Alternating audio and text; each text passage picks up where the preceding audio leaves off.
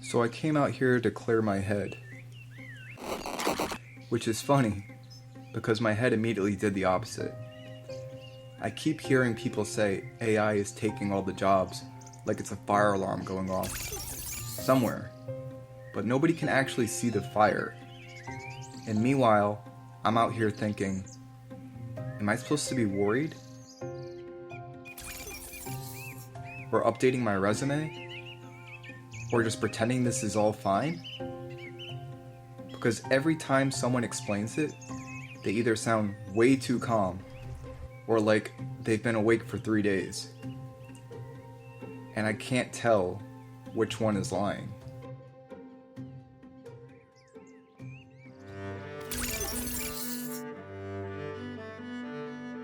So what does it mean? What does it mean to be human in an age where AI is becoming more and more integrated into our lives?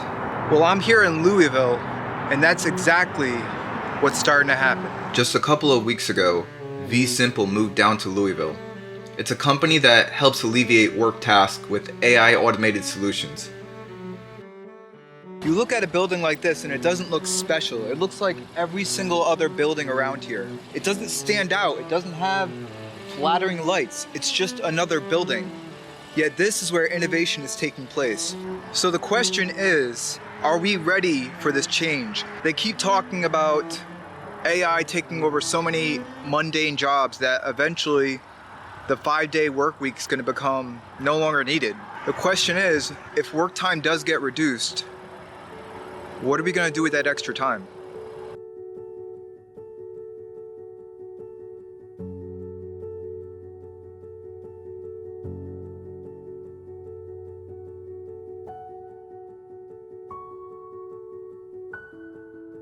When I was 10 years old, I remember watching all these cartoons and all these TV shows that just reinforced this giant imagination that I had. And it made me dream about things like automation in a way that wasn't feasible in the 90s. 30 years ago, the idea of AI taking over people's jobs was a pipe dream. Yet here we are in 2025, and that possibility seems to be more imminent than ever before.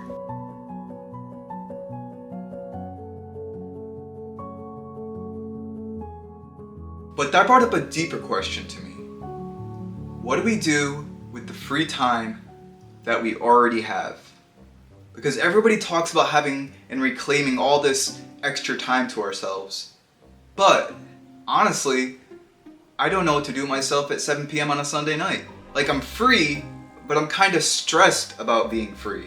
That's probably important. Now, most of us use the weekends to decompress. We run errands and we just kind of numb out.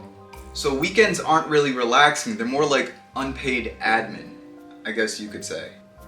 So everything we're doing on Saturday is more or less pretending that we're free. And then by Sunday in the afternoon, that anxiety starts creeping in. It's like 2:30 in the afternoon, and the only thing on my mind is, crap, I've got work tomorrow. Which made me wonder, if AI gave us more time, we're probably just gonna ruin that too. And that may seem a little off, and I'm gonna talk about that.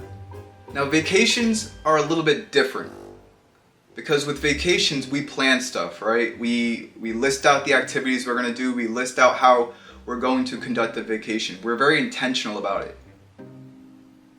And still, it kind of ends up stressing us out. And by the time evenings hit, you can't even really call that free time. Especially if you've got kids or you've got other responsibilities. This is what's left. The house finally gets quiet. Everyone else's needs are handled. And whatever energy ended up surviving that day, that's all you're left with. So the choice isn't, do I become a better version of myself? The choice is, do I recover or do I push myself more? And most nights, for me, recovery wins every time. And I don't think it's because we're lazy. I think it's because we're done. And this is where AI actually ends up showing up. Not in some future robot thing, not in a headline about jobs disappearing, but as something that quietly makes things a whole lot easier. At work, it starts taking over boring tasks, and it saves you time and it removes effort. And that sounds great. It is great. But here's the kicker. When effort disappears in one location, it doesn't magically turn into motivation somewhere else. It usually just means we arrive at a way more simple solution at the end of the day. It usually means we end the day with one goal. Make this as easy as possible. And that brings up, what do we do when everything's made easier? We don't suddenly start going outside more. We don't explore new hobbies. We don't become these magically energized, intentional people. We sit down and we scroll our TikToks and we scroll our Instagram reels, whether we're sitting on a toilet or we're sitting on our couch. It's all the same. We stay where it's comfortable. And it's not because it's bad, it's because it's easy. And let's be honest, once we sit down, it's kind of over. Mental mode, disengaged. Nobody's saying, oh, I accidentally went out for a walk.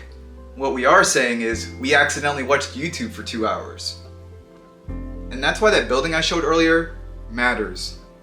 And it's not because it's special and it's not because it's scary, but because it looks completely ordinary.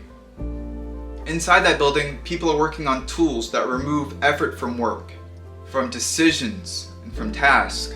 And again, that's not evil, and that's the point. But it's also why the effects of that don't end up staying at work.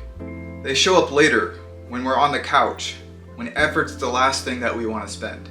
The outside world still asks something of us. You have to get up, and you have to move, and you have to deal with uncertainty. And guess what screens don't do? They don't ask for that. They meet you exactly where you are. Tired, exhausted, and done for the day. So when life continues to get easier, it's not about technology anymore, it's about us. If work gets easier, if tasks disappear, and if life smooths out, what do we actually do with that ease? Because easier doesn't automatically mean better.